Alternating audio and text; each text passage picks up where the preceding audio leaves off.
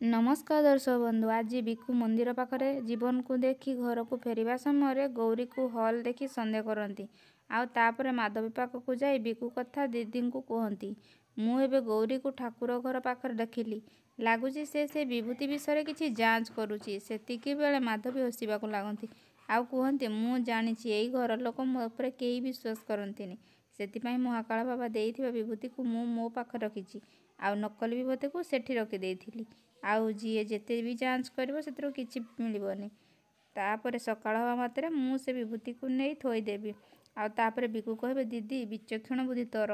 आउ कहती दीदी तोते गोटे कथा जरूरी कथा कहबार अछि। से जीवन कोउठी लुचिकी अछि मु जानि देइछि। आउ एई कथा सुनी माधवी आश्चर्य हो जाती। आउ कहती कौन कहिलु। तापरे बिकु कहबे हाँ दीदी मु प्रभु दत्तଙ୍କ ननाଙ୍କ मंदिर पाखरे देखिली। आउ मु पूरा सियोर से सेठी जीवन ही थिला। तापरे एई कथा सुनी माधवी पूरा खुशी हो जाती। आउ सेपटे केदार से विभूति को नहीं गुरुदेव पाखक जांच करने को जाती। तापरे गुरुदेव तांको मंत्र बल रे जांच करती। आउ कहती नहीं केदार एई विभूति किछि जादू मंत्र नहीं। एई कथा सुनी केदार चिंतार पड़ जाती। आउ ए सब पर कौन हबो माधवी ता प्लान रे सक्सेसफुल हो जिवो ना कौन। ए सब विषय जानिया पाई चैनल को लाइक शेयर सब्सक्राइब करंतु।